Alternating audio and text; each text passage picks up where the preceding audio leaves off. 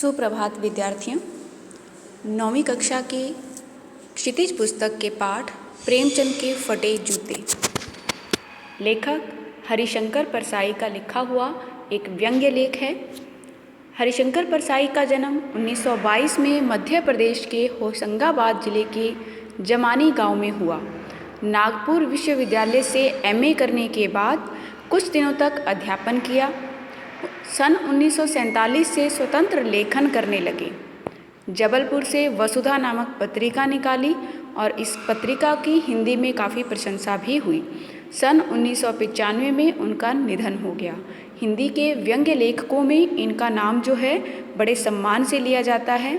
इनके कुछ प्रमुख रचनाएं हैं हंसते हैं रोते हैं, जैसे उनके दिन फिरे, रानी नागफनी की कहानी, तट की खोज, तब की बात और थी, ठिठुरता हुआ गणतंत्र, विकलांग श्रद्धा का दौर आदि। भारतीय जीवन के पाखंड, भ्रष्टाचार, अंतर्विरोध, बेईमानी आदि पर लिखे उनके व्यंग्य लेखों ने शोषण के विरुद्ध साहित्य की भूमिका का निर्वाह किया है। उनका व्यंग्य लेखन परिवर्तन की चेतना पैदा करता है। कोरे हास्य से अलग यह व्यंग्य आदर्श के पक्ष में अपनी उपस्थिति दर्ज कराता है। यानी उनका व्यंग्य का जो उद्देश्य है वो केवल हास्य रस नहीं होता या हास्य मनोरंजन करना नहीं है, बल्कि उसके साथ साथ पाखंडों, दिखावों का विरोध करना और जीवन के नए आदर्शों की स्थापना करना भी होता है। सामाजिक, राजनीतिक और धार्मिक पाखंड पर लिखे उनके व्यंग्यों ने व्यंग्य साहित्य के मानकों का निर्माण किया कि जो व्यंग्य लेख वो लिखते हैं वो अपने आप में एक स्टैंडर्ड मेंटेन करते हैं। इनकी जो बोलचाल की भाषा है सामान्य है, किंतु संरचना के अनूठेपन के कारण उनकी भाषा की मारक क्षमता बहुत बढ़ जाती है। इसका मतलब हुआ कि जिस तरह से वाक्यों का निर्माण करते हैं वो जो बात कहना चाहते हैं उस वाक्य निर्माण के कारण अपनी बात को बड़े सटीक ढंग से कहते हैं और सामने वाले के हृदय को वो बातें छू जाती हैं।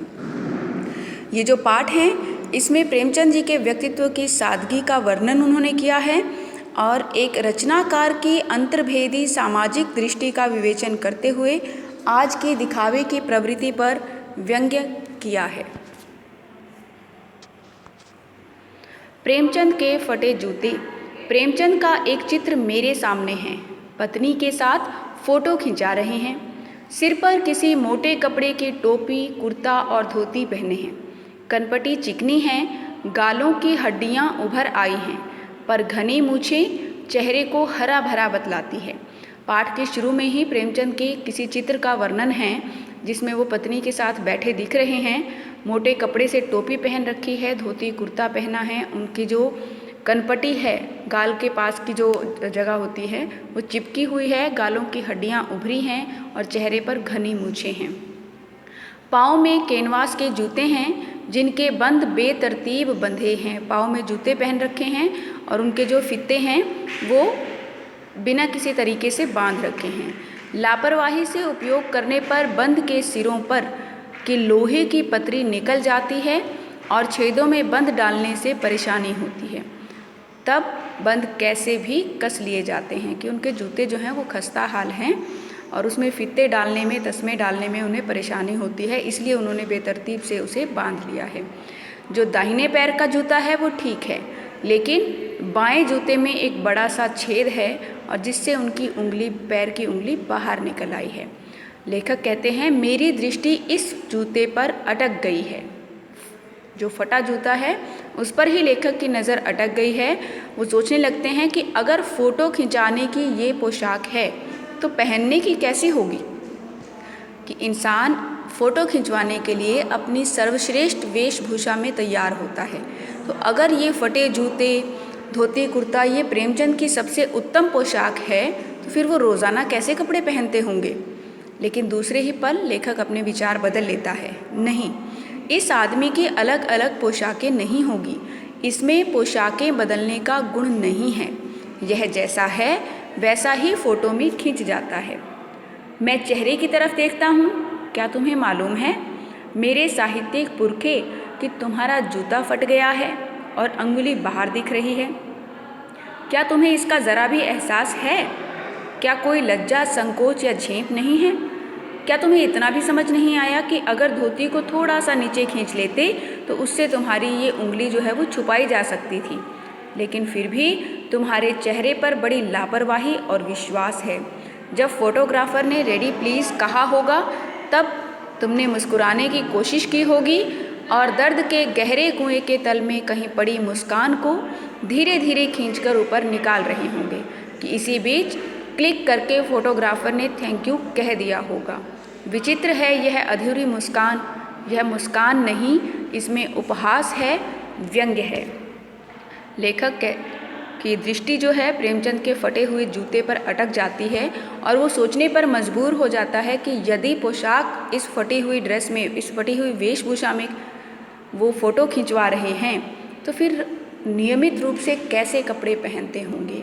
लेकिन दूसरे ही पर लेखक अपना विचार बदल लेता है कि नहीं, प्रेमचंद पोशाक नहीं बदलते होंगे, जैसे हैं वैसे ही फ़ोटो में खिंच जाते होंगे। अर्थात प्रेमचंद में दिखावे का, अवसर के अनुसार बदल जाने का गुण नहीं है, वो जैसे हैं वैसे ही समाज के सामने आ जाते होंगे।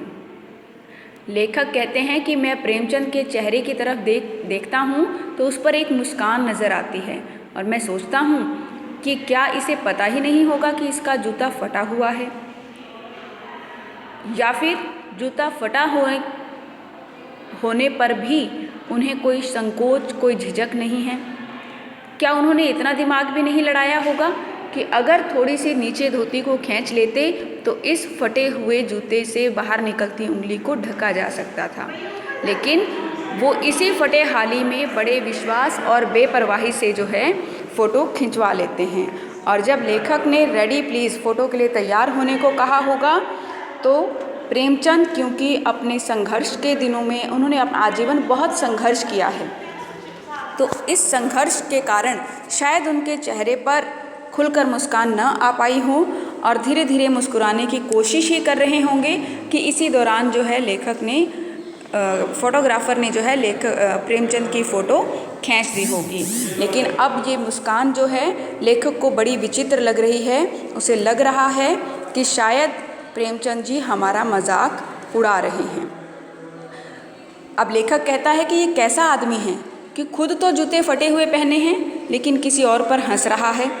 अगर फ़ोटो ही खिंचवानी थी तो जूते ठीक ठाक पहन लेते या फिर फ़ोटो ना खिंचवाते।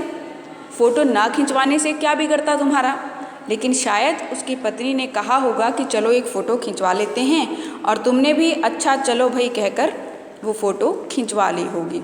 लेकिन वो कहते हैं कि प्रेमचंद जी के बारे में कि कितनी बड़ी ट्रेजेडी है कि आदमी के पास फ़ोटो खिंचाने को भी जूता ना हो, कि प्रेमचंद जैसे महान साहित्यकार की ये कितनी बड़ी त्रासदी, दुखद घटना उनके बारे में रही होगी कि वो इतने महान और सम्मानित थे लेकिन उनके पास इतने पैसे भी नहीं थे कि एक फ़ोटो खिंचवाने के लिए भी नए जूते खरीद सकते।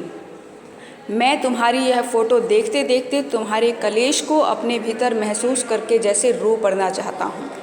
वो कहता है कि तुम बाहर से तो इतने शांत नज़र आते हो लेकिन तुम्हारे अंदर तो दुख ज़रूर होगा कि तुम्हें तुम्हारे सम्मान का हक नहीं मिल पा रहा है।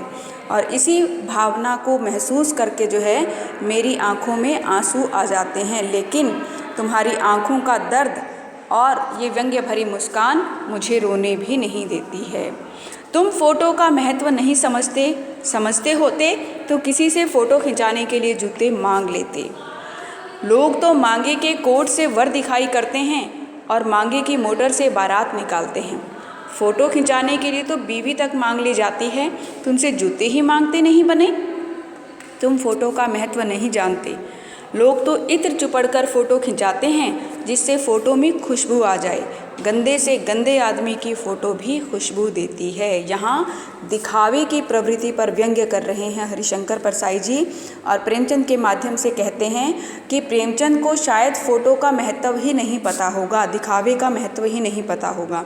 यदि पता होता तो शायद वो एक अच्छी ड्रेस और नए जूते जो हैं फ़ोटो खिंचवाने के लिए मांग लेते। क्योंकि लोग तो जो है जब किसी को देखने के लिए आते हैं लड़के को तो वो मांग कर कोट पहनता है ताकि वो सुंदर दिखें और जो बारात में मोटर गाड़ियाँ होती है वो मांग कर ली जाती हैं। यहाँ तक कि लोग तो फ़ोटो खिंचवाने के लिए बीवी तक मांग ली जाती है। यानी किसी पहले जो है ऐसा होता था कि एडिटिंग करके जो है फ़ोटो खिंचवा लेते थे और किसी पुरानी हीरोइन के साथ जो है वो फ़ोटो खिंची होती थी, या हीरो के साथ भी हम उनसे मिल के आए हैं।